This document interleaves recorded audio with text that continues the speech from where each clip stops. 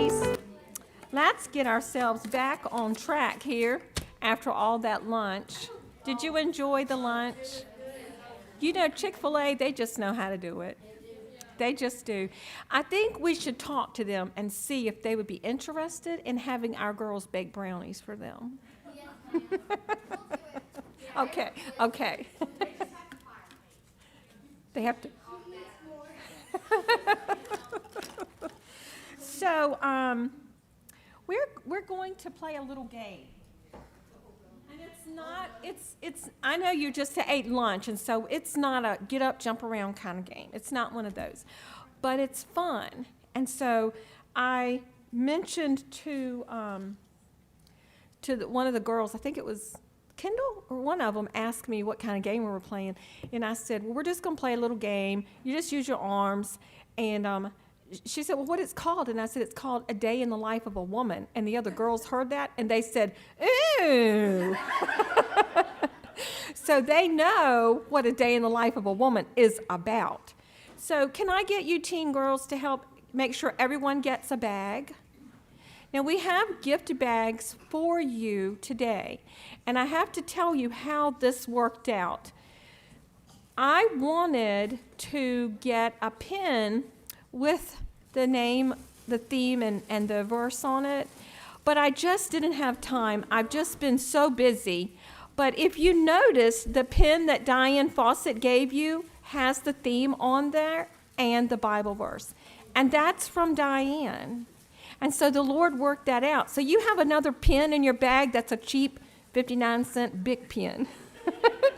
But Miss Diane gave you a nice pen that has our theme on it and our verse on it. So that when you see that pen, it'll make you think of her and you can pray for her. So she bought those pens for you ladies.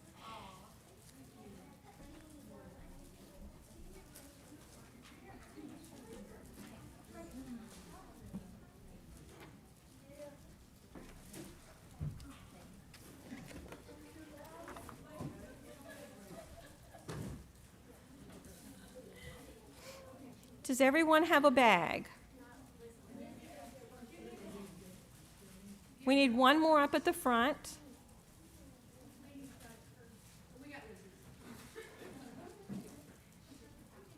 Everyone have a bag? Okay, so this is, all of you have heard the left-right game. You know, we've done a left-right game before. So if you have something in your hand, and if I say left, you give it to the person to your left. If I say right, you give it to the person to your right. Okay, so I am challenged with this, my left and my right. I don't know how many of you are, but I'm challenged. And when we're driving and I'm telling my husband which way to turn, often, more times than I can admit to, I have said the wrong. And he's been going to the wrong way. And I'm like, no, I said to the right. And he said, that is the right. No, the other way. I'm challenged that way, and I have always been challenged that way, thinking about which is left and right. I always have been. And so, ladies, do you know this is your right hand? Everybody know which is your right and which is your left? Okay, so we're going to play the left-right game. Now, if you're on the end and you have to go, if you're on this end and you have to go to your left, go to the person behind you. Just go to the person behind you. And if it's to your right, go to the person behind you. You might have to stretch a little bit if there's too many pews between you, but I'll give you time. I'll give you time to do this. Okay, this is a day in the life of a woman. Are you ready? I'll go slow. Right at 5 a.m., the alarm starts to beep. Everybody gone right? Okay, is everybody right? Okay. Do you have one? Oh. So you don't have one?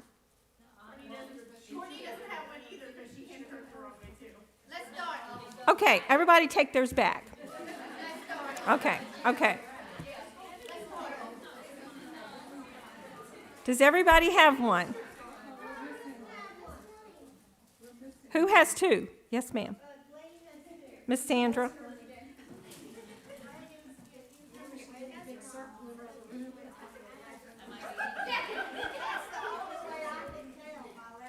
If you have a wedding ring on, that's your left hand. Just saying. Does everyone have a bag now? Okay. So everyone's clear about which is right. Go like in a circle. Why don't we stand up? That would be a whole lot easier. Let's make a circle around the pews. If you go through it, start with this one. Just start with this one. Start with this one. I'm getting two. This way it'll work. It'll work. Close it in. Just close it in.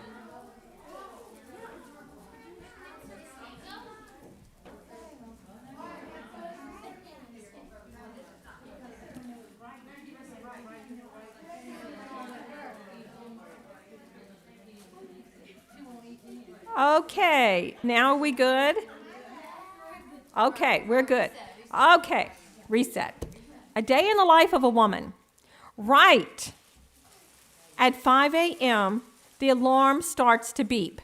She sits right up and shakes off the sleep. Throws her left leg over the side of the bed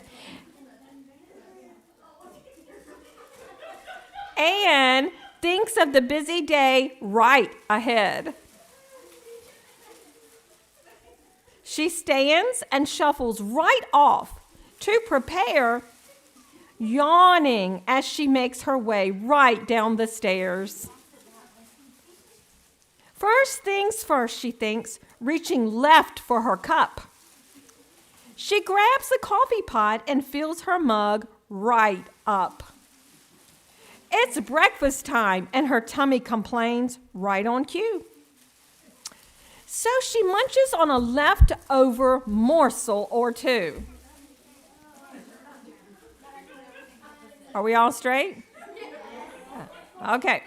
She gathers the wet rags that were left in the sink, throws them right in the washer. They're beginning to stink. She goes right to the living room and opens the door,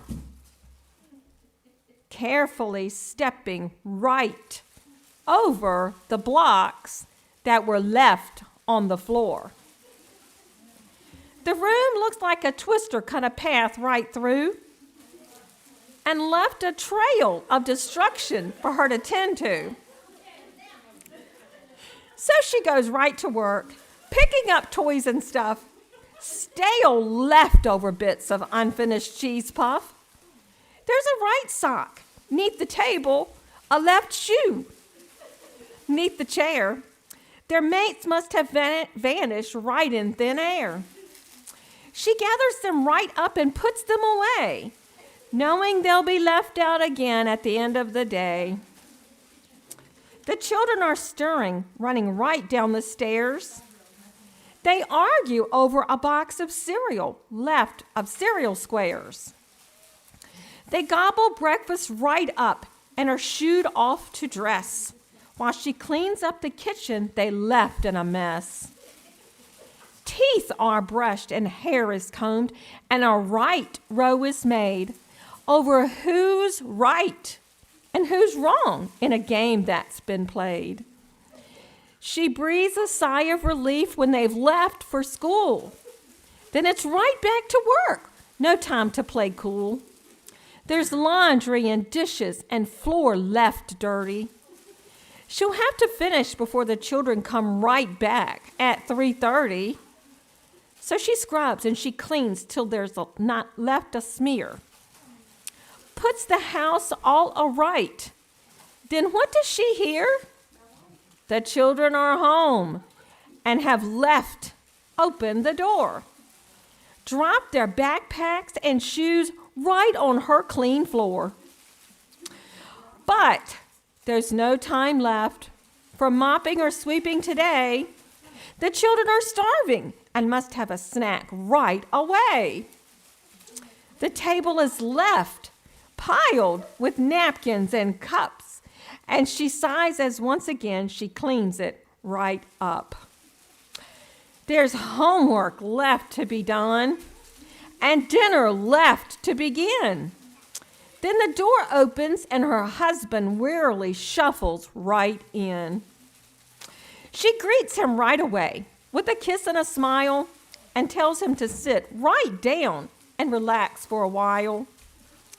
There's only a little while left before dinner's ready. She dishes right up a big bowl of spaghetti. She looks around the table to her left and to her right, to her children and her husband, and she laughs right at the sight of the faces left smeared with sauce and noodles, and knows it's right worth it, though sometimes it seems futile, to keep it all working together just right. And she's left quite exhausted from the daily fight. Still, she'd never trade what she has right in front of her. And they all smile right at her and tell her they love her. When they've all left the table and headed to bed, she smiles at the thought of the quiet hours right ahead. She says her good night's right to bed she does creep, open her book, and then falls right to sleep. She's left to her dreams, her days at its end, but at dawn it will all start right over again. So the bag that you have is yours. Thank you, ladies.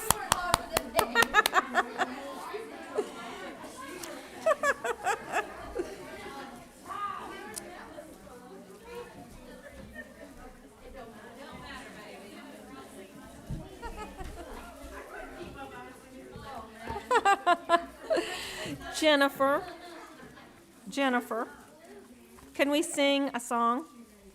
Greater Grace, Grace that is greater than our sins, page 208.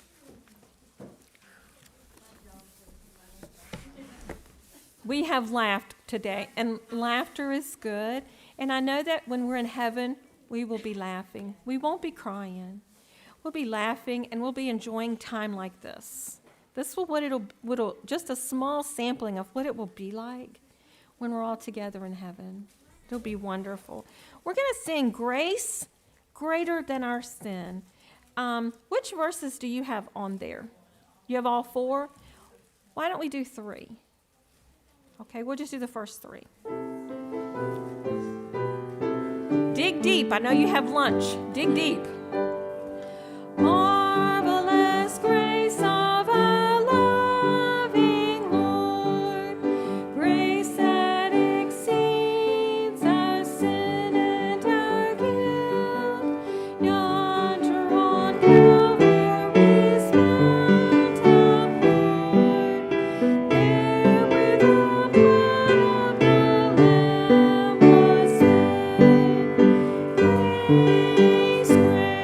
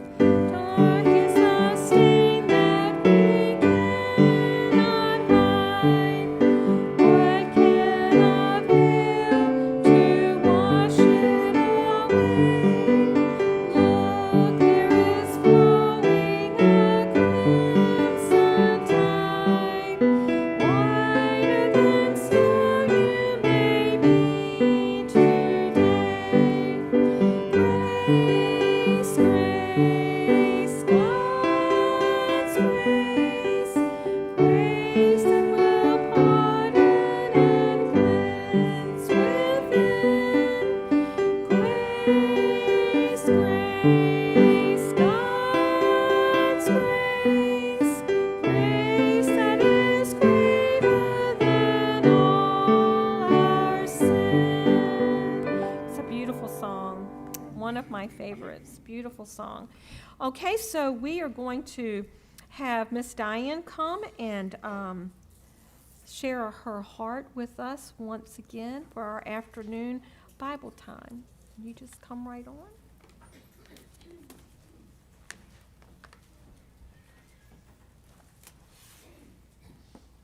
Well, thank everybody for the lunch. That was great. And I know a lot of effort went into everything.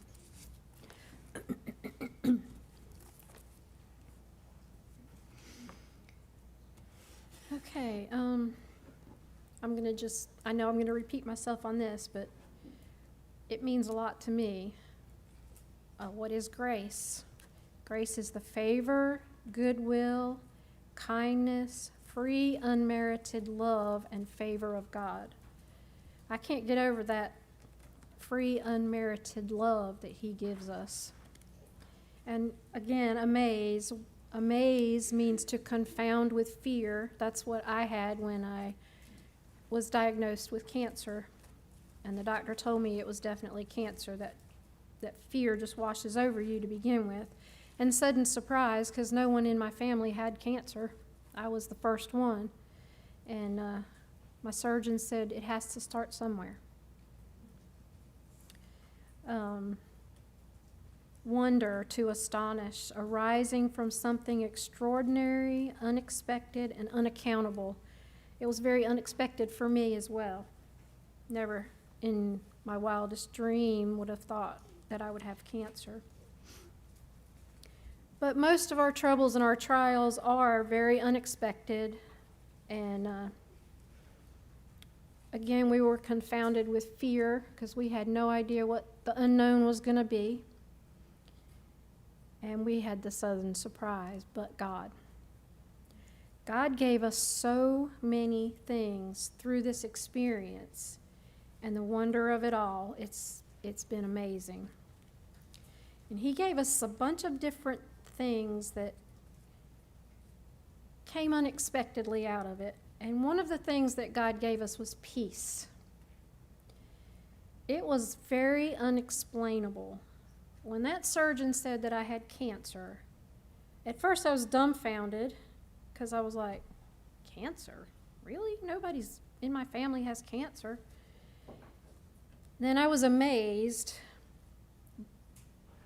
I was amazed because I did not fall apart. And that was because God gave me a peace beyond all understanding. I can't even describe to you the peace that washed over me, that it was going to be okay. And it was really unusual because I had driven to work and my husband had driven to meet the surgeon.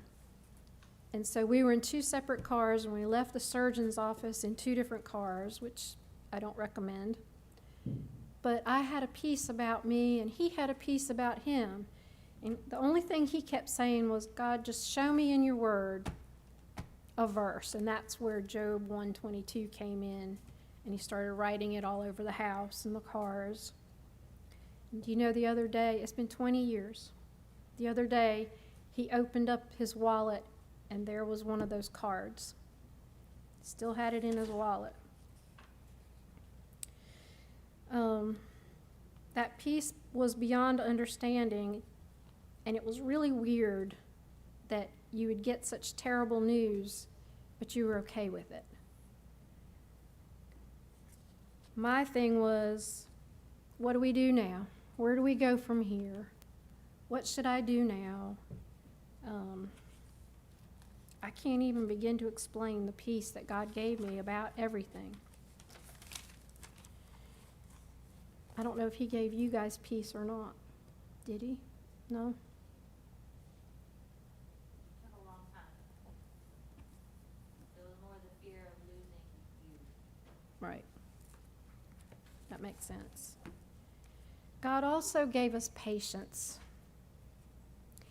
He gave us the patience to deal with all types of people in all different stages of life, young, old, little children, all with cancer, all different stages of emotionalism, Some people couldn't handle what was going on. The physical. I know you've just gone through it, but for me, the chemo wiped me out. My husband would take me to chemo, I get it, and it was such a strong chemo. I had 2 different kinds they were giving me, and it was so strong that by the time we left there, he would take me to the mall and buy me a big pretzel, because all I wanted was something salty, and then he'd get me a big ice cream cone because I wanted something sweet. And that was basically all I would want to eat. By the time we got that and got home, I could barely get out of the car and walk. So my husband had to basically carry me to the house, and I was wiped out for days. I would just sleep. Physically, it was really rough. And then you meet all these people who are spiritually not in a good place. If you don't know God and you don't have Him in your heart, you can't hardly deal with what you have to deal with. But God gave us the patience to deal with all these different people, different stages of their treatments, different stages, like I said, emotionally, physically, spiritually. We have to be patient with people when they're going through troubles and trials, because we all deal with things differently. Nobody deals with the same issue the same way. And we dealt with this cancer patient for 3 months before she would trust us enough to believe what we told her the Bible said. And this is really interesting. Her son-in-law was working on the electrical system in our church. And he said, "I wish you'd go see my mother-in-law. She's got 2 weeks to live. She's got cancer. She's at UNC Hospital." He said, "She's not saved. She's mean. She'll cuss you out. She's the meanest woman in town." Well, that was her label all over town. She really was a mean woman. And nobody liked her because she was just blunt and mean. Well, we went to visit her, and her husband was saved, and she wasn't. And we introduced ourselves and talked a little small talk, and my husband said, "Miss Inez, I got a question to ask you." He said, "Are you ready for the hereafter? Are you ready for eternity?" She said, "Nope, I sure ain't." And he said, "Well, before we leave, can I pray with you?" She turned and faced the wall, and she said, "Do what you want to, I don't care." Okay. So he prayed, and we left, and about 3 days later, we went back, and we just kept going back. And they kept telling her she had 2 weeks to live, and they said, "Well, you'll never make it to Thanksgiving." She made it to Thanksgiving. They said, "She'll never make it till Christmas." We've set up a Christmas tree in the waiting area over here, and your family can come and you can have Christmas here, but she'll never make it. She made it to Christmas. "You'll never make it to New Year's." She made it to New Year's. She was in the hospital for almost 3 months, and when she got to go home, she said, "Look, I know you keep telling me all about this Bible and the things that are in here, and I don't have any reason to doubt you, but I've been in a church my whole life, and this is what I've been told. I divorced, and I got married again, and because of that, I have to go to hell." He said, my husband said, "Miss Inez, it's not in the Bible. Show it to me in here." She said, "I don't know where it's at. The preacher told me that." He said, "Miss Inez, it's not in there. God says He forgives all sin. He forgives everything. It's okay." It took 3 months for us to finally get her to realize that we're not lying to her. And she said, well, I don't have any reason to doubt you. And if you say it's in there, and he starts showing her verses about the woman at the well. She had 5 husbands, and the one she was with now, she was not married to. God forgave her. She goes, oh. Well, she came home, and we went to visit her at her home, and she said, you remember when you asked me if I was ready for eternity?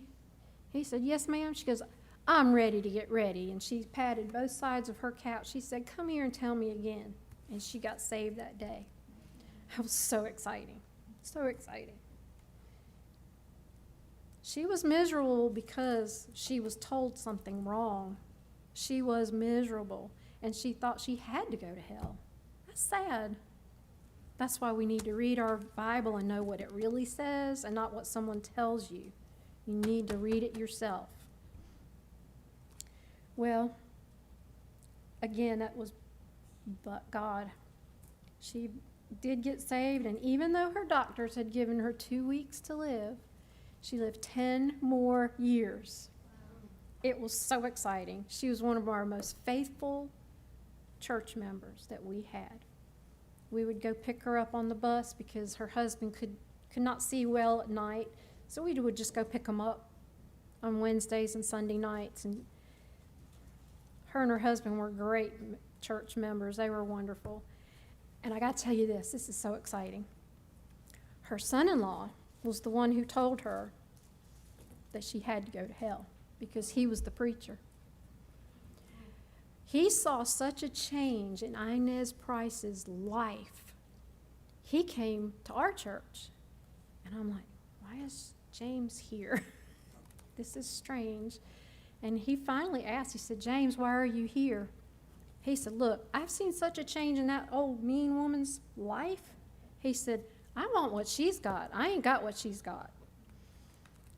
It changed his whole life around, and he quit going to that church, and he became an independent Baptist preacher. And a lot of her grandchildren and children got saved because of her. And God granted her 10 more years of life. And she was such a witness around town because she was not the same old mean woman she was before. That was exciting. Another thing that God gave us through this experience was compassion. He gave us a compassion for others who were going through chemo and radiation,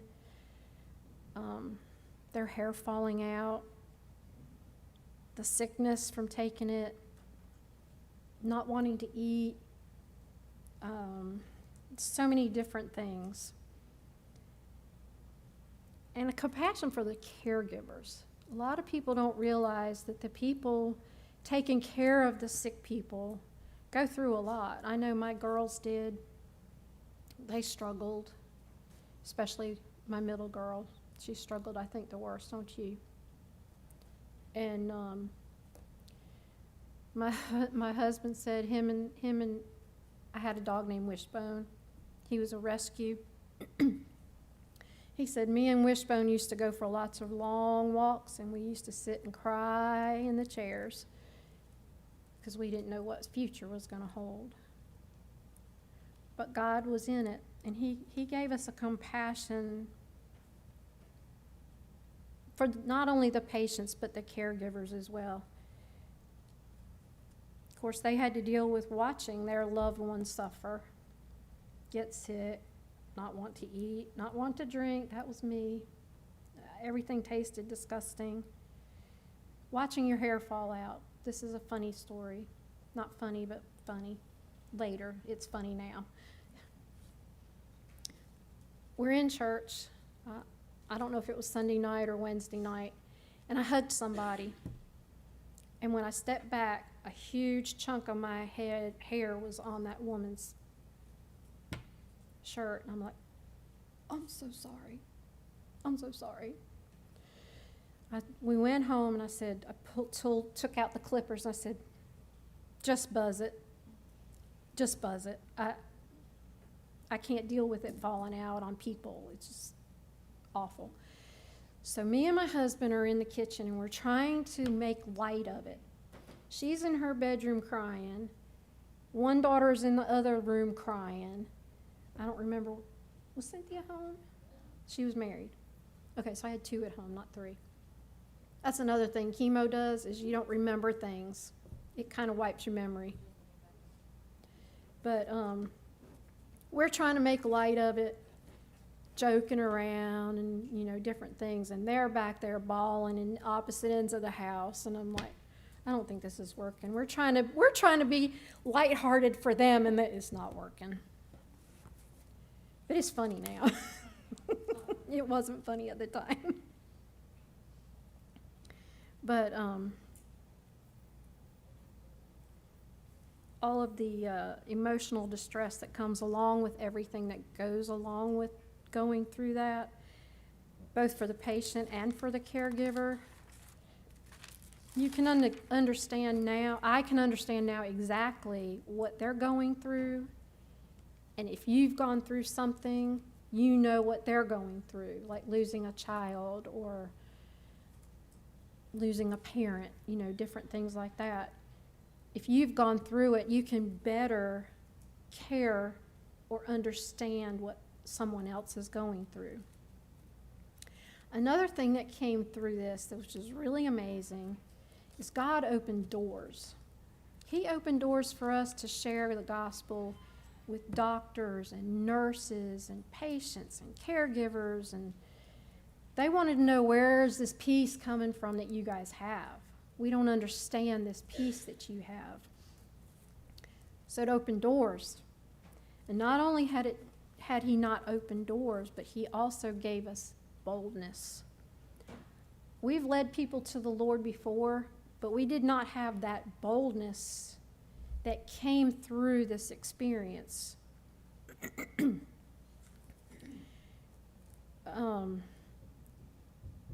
I think because you have cancer or you've met people who have cancer, you feel a more urgency. Time might be short, especially those who have stage 4. Time might be short for them, and you need to really not falter or not stay back. Go ahead and just tell them what the Lord's done for you, and just go with it and try to lead people to the Lord if you can, because they might not have enough time. Time is too short. God also gave us empathy. We truly can relate to those people who are going through cancer, and also the caregivers, because my husband was one.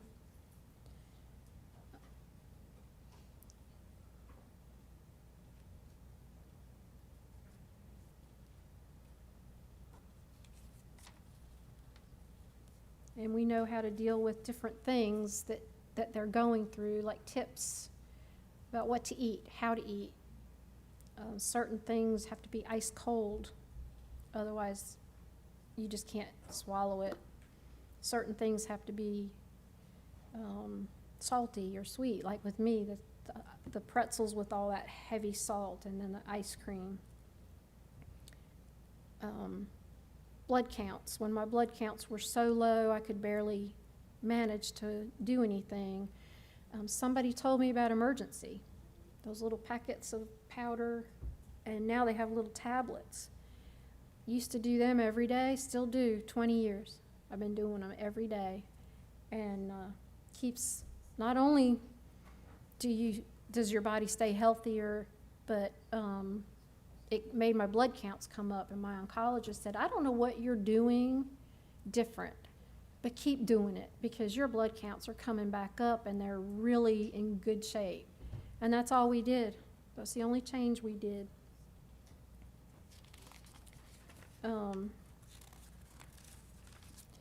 God also gave us,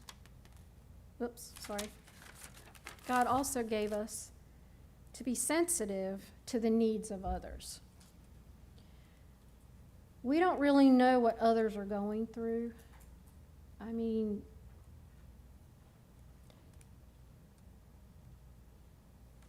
like you may have something going on with your liver. You may have something going on with your kidneys.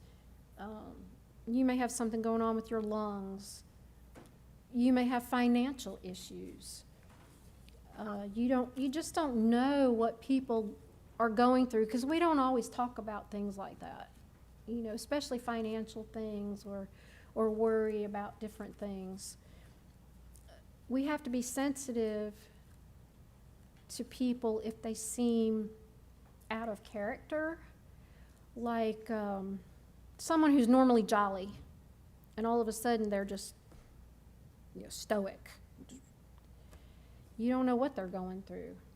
We had a lady in our church that used to have to fight her husband just so she could get to church. She'd have to literally fight him to get out of the house. We don't know what people are going through, so we need to be sensitive to the needs of others. And we need to be sensitive to their reactions, because sometimes their reactions, it's so out of character for them. And sometimes people just need someone to listen to them. Sometimes people just want to vent. I had somebody not too long ago, and she just blurted some stuff out and just, and I'm like, okay. It's like a deer in headlights, you know. She just needed someone to listen and to vent. She goes, I'm so sorry. I just needed to get that off my chest. I said, that's fine. I don't mind. But sometimes people just need somebody to listen to them. We need to be sensitive to the needs of others. God also taught us through this that we need to fully trust in Him, casting all our care upon Him. My life verses have always been Matthew 6:25 through 34.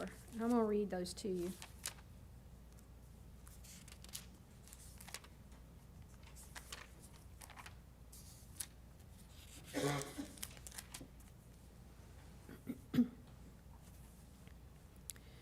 Therefore I say unto you, take no thought for your life, what you shall eat, what you shall drink, nor yet for your body, what you shall put on.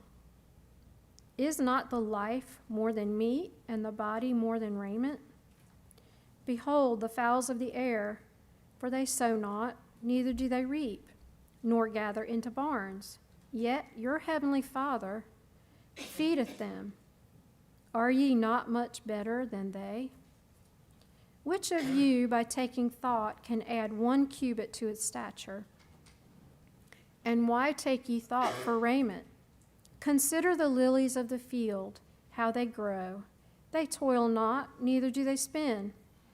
And yet I say unto you, that even Solomon in all his glory was not arrayed like one of these. Wherefore, if God so clothed the grass of the field, which today is and tomorrow is cast into the oven, shall he not much more clothe you, O ye of little faith? Therefore take no thought, saying, what shall we eat, or what shall we drink, or wherewithal shall we be clothed? For after all these things do the Gentiles seek, for your heavenly Father knoweth what you have need of all these things. But seek ye first the kingdom of God and his righteousness, and all these things shall be added unto you. Take therefore no thought for the morrow, for the morrow shall take thought for the things of itself. Sufficient unto the day is the evil thereof. Ever since I was a teenager, this section of Scripture has always been what I've hung my head on. There's been times in my married life we had nothing to eat. One year, I will never forget, John's grandfather was a farmer, and he had planted a field of potatoes. And he got up potatoes and turned it, and there was more potatoes. So he got those up, and he turned it again, and there was more potatoes. Got them up. He said, I'm not getting up no more potatoes. I'm just plowing everything under. And I asked my husband, I said, go ask Pa if it's okay if I go out there and get some potatoes. He said, sure, get what you want. I'm not going to do anything. He said, well, can you give us a couple of days, let us go out there? I want you to know, I bet I got up a wheelbarrow full of potatoes, maybe more. That year we ate mashed potatoes, potato soup.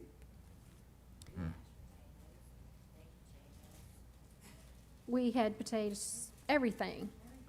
And my husband would say the only thing I didn't make was a potato wine. But literally, we had potatoes, and that's what we ate. And I bet those potatoes lasted all summer, all winter, didn't they? But there were times when we sold all our furniture. And I tell you why we didn't have any money. I should tell you this. My oldest daughter was born with an eye defect, and she couldn't open her eyes. They were like little slits. She would tick her head back and just have little slits.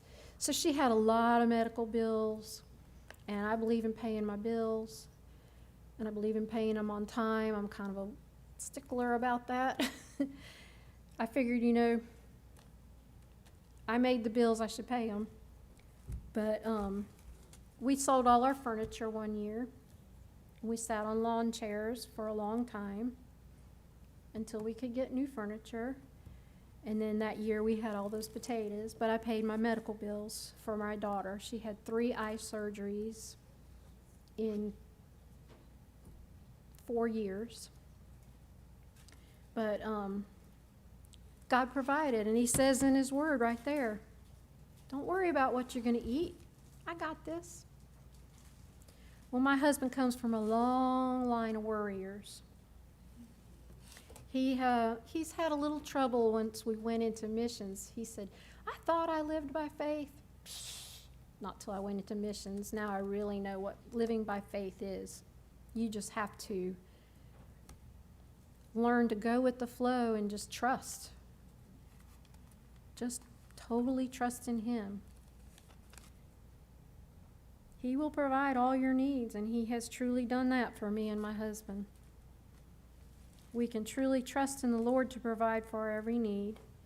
He's right on time, even if we don't think he is, even if it's at the last second.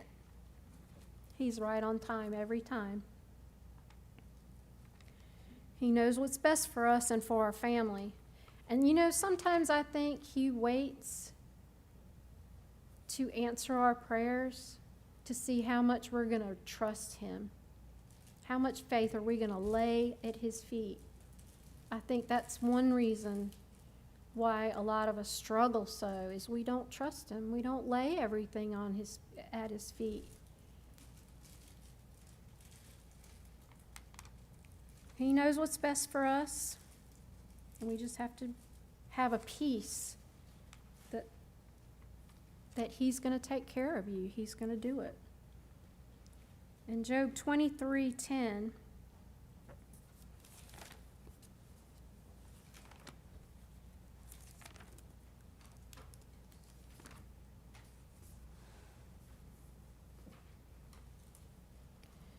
but he knoweth the way that I take, and when he hath tried me, I shall come forth as gold. All real Christian faith will survive a strong time of testing. The heat of our affliction and the trial will not harm our faith. It will only strengthen our faith.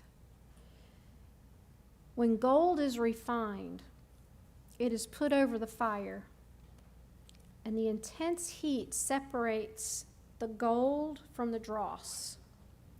So as gold is heated up, you'll start seeing this funky stuff floating on the top, and that's the dross, and you have to skim that off and skim that off. After the dross is all skimmed off of that liquid gold, the gold is more purified. Every trial that we go through and we feel like that heat is just too much for us, it's just too much, just remember, God's refining you. He's allowed that thing to come into your life for a reason. Through every trial that we go through, God's not only teaching us all these things, but He's purifying us. God wants us to be pure and to be totally relying upon Him and totally trusting in Him. He wants us to be real. Have you ever met people who are not real? They look one way on the outside, but inside they're rotten to the core. I've met some people like that. They put on this facade that they're one thing, and then when you get to know them, they're not that person at all. Totally different. We just have to trust in the Lord and let Him allow us to go through trials to purify us. When gold is totally purified and you look down into it, this is liquid gold, and you look down into it, you should be able to see your reflection, like as if you're looking in a glass or a mirror. So every trial that you go through, number one, God's approved it. He's allowed it to happen to you because He knows you can take it. He won't put more on you than you can take. Every trial is to purify us and to grow us into His image. Every trial is for His glory, that He gets magnified through it. Now, all this cancer trial that I went through, we tried our best to give God the glory. Like I said, my husband says, "What good can come of this?" That was in the beginning. After it was over, he said, "I see now the huge blessing it's been to go through it and to be able to help so many people and to be able to witness to so many people." Like I said, when you look into purified gold, you should be able to see your reflection. God wants to see His reflection when He looks at you. When God looks at you, He should see Himself. Does He see Himself in you?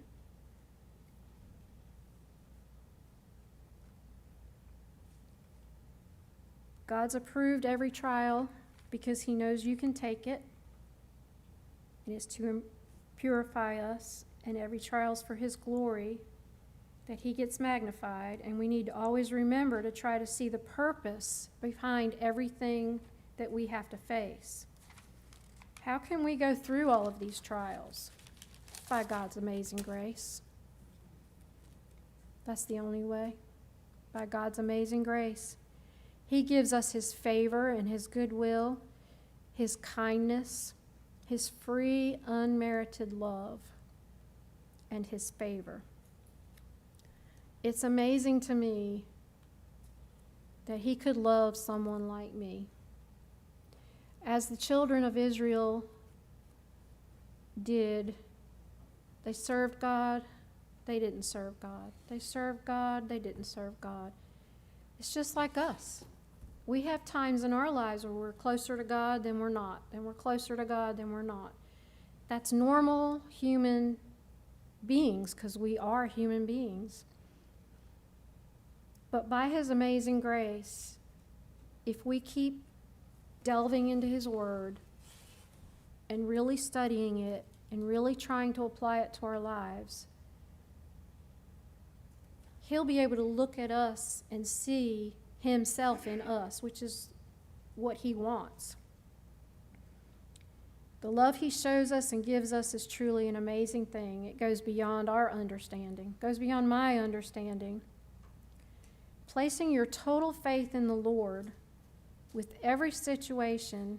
It's scary for some people. It was for my husband until he did it. Like I said, he comes from a long line of worriers.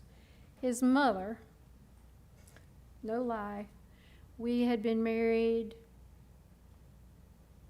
8, 9 years, had children. If she knew we were somewhere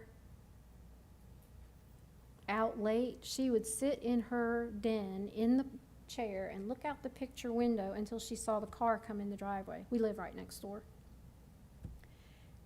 Every time. And when my husband started preaching, and he was preaching out of state, and if we were within 4 hours of home, we would drive home that night. So he'd preach and then we'd drive home. So it might be 1, 2 o'clock in the morning. She would sit up in that chair and look out the window until we came home. Until that one day. This one day, about 5:30 in the morning, my mother-in-law had crippling arthritis, and she had a big hump on her back, and she was like bent over like this. She had this hoodie on, and her hands in her hoodie, and she's walking like this. She had her hands behind her back, and she'd walk like this, and she'd look up the driveway to see if our car was in the driveway. That's how much she cared for us. But she was a worrier too. My husband was the same way. But once he learned to put all his trust in the Lord, he said, this is liberating. I don't feel this weight of the worry. He said, it's disappeared, the weight. The problem wasn't gone. The problem's still there. But the weight of the problem was gone. God makes it disappear. Now that's truly amazing. Like I said, the weight is gone, but the problem's still there. But God gives you the grace to get through it. So I challenge all of you to leave all your care and worries and trials with the Lord. Give it to Him, but don't pick them back up. A lot of people will come to the altar and they'll pray, God, please take this. And then they pick it back up and they still worry and they still have it with them. God doesn't want us to do that. He wants us to give it to Him and let it go. I'm going to say something about your sister. Please don't. I have a daughter that was a prodigal. She went out in the world for probably 2 years.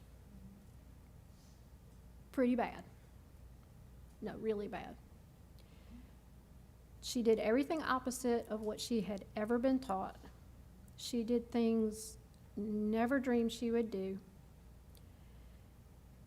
And I said, you know, God, you gave her to me. When I was able to go to church after having her, I took her straight to church and gave her back to the Lord and said, thank you for this child, but I give her back to you. When she went out into the world and just went berserk, for a lack of another word, I said, Lord, I'm giving her back to you because I can't do anything. She's been married. She's an adult. She's in her 30s. She's yours. I give her to you, and I walked away, and I left her with Him.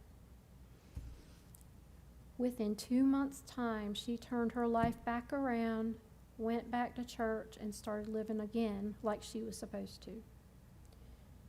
Never give up, but don't take those burdens and carry them around. Give them to God and let them go. Just give them to Him. Don't pick them back up. Allow Him to carry your load. God's got big shoulders.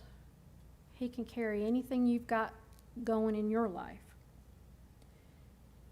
Again, it's very liberating to just give your worries and your troubles to the Lord. Just let Him have it. God's amazing grace. It's such a wonderful feeling. Just lean on Him for everything.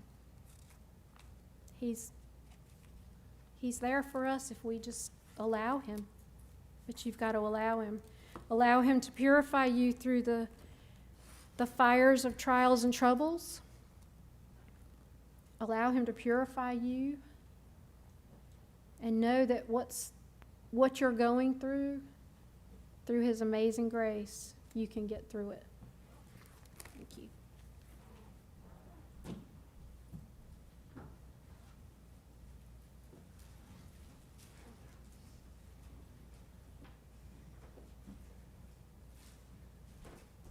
Thank you so much, Diane. Thank you.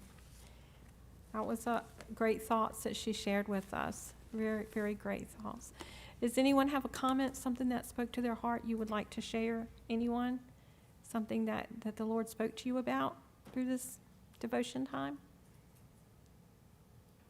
Yes, ma'am? When she looked at me and said liberal, all I could think of was my challenge in January.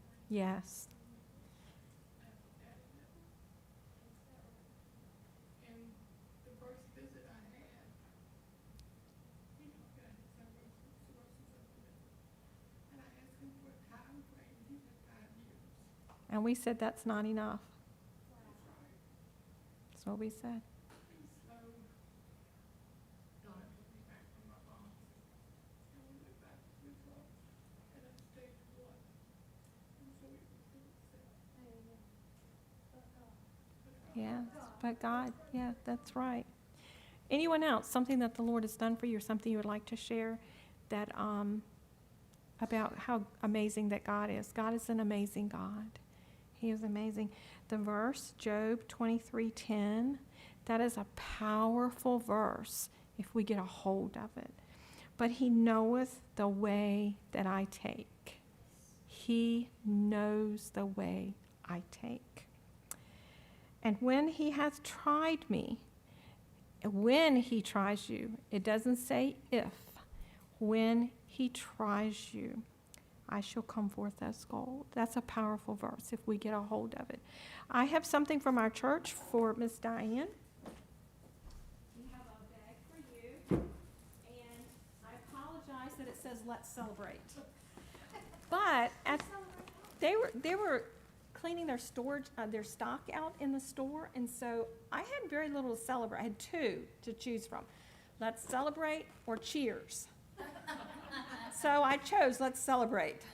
But thank you so very much. This is from us, and thank you for all that you've done for us today. Thank you. Now we're gonna do something. We're gonna close with a prayer circle. And so like we played our game, we're going to make a circle together, and we're going to pray together this morning. So if you don't mind, let's just go around from the pew, maybe from this one. We can just hold hands. And we'll just start each other.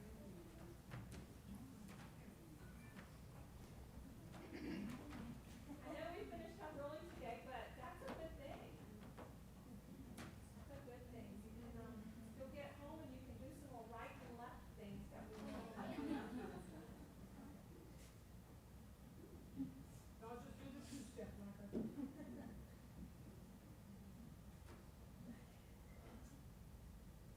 I know that we all have prayer requests. I know that we do. I know that we have loved ones that we all know that are dealing with different issues, some health issues, some spiritual issues. I have family people that are dear to me that have spiritual issues. I know that we all do. And health issues. And so, how about if we begin with Becky, and we will go to Becky's right. Show me your right hand, Becky. Okay, we're gonna go that way. That's for me because I'm challenged. We'll go around that way, and if you feel led to pray, go ahead. But if you don't, then just nudge the person beside you, okay? And we'll just have prayer time, okay? dear Lord Jesus, we do thank you today. Lord, we thank you for how we've been blessed. We thank you for your word that was shared with us today.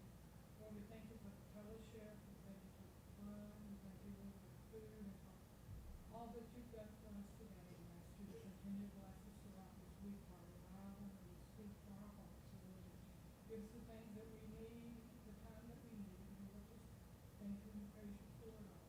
Amen. Dear Lord, I thank you for today. I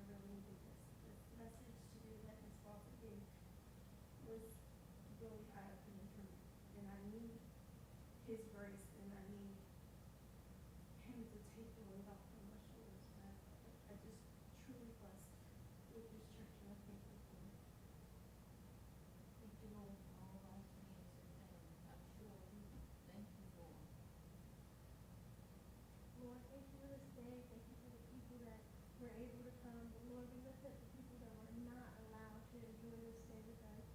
May you allow them to feel the message we received in their hearts. And as we want to sing, it's a feeling we have for them to feel that. Thank you, Lord, for this day. Thank you for the church. Thank you for what you do in our life. Lord Jesus, I just thank you so much for my wonderful church family. And I know you brought me so far, and you're going to take me the rest of the way. Thank you so much for Mr. Spaulding's testimony today. I needed it. And I know, dear Father, that you put that in her mind and heart for me.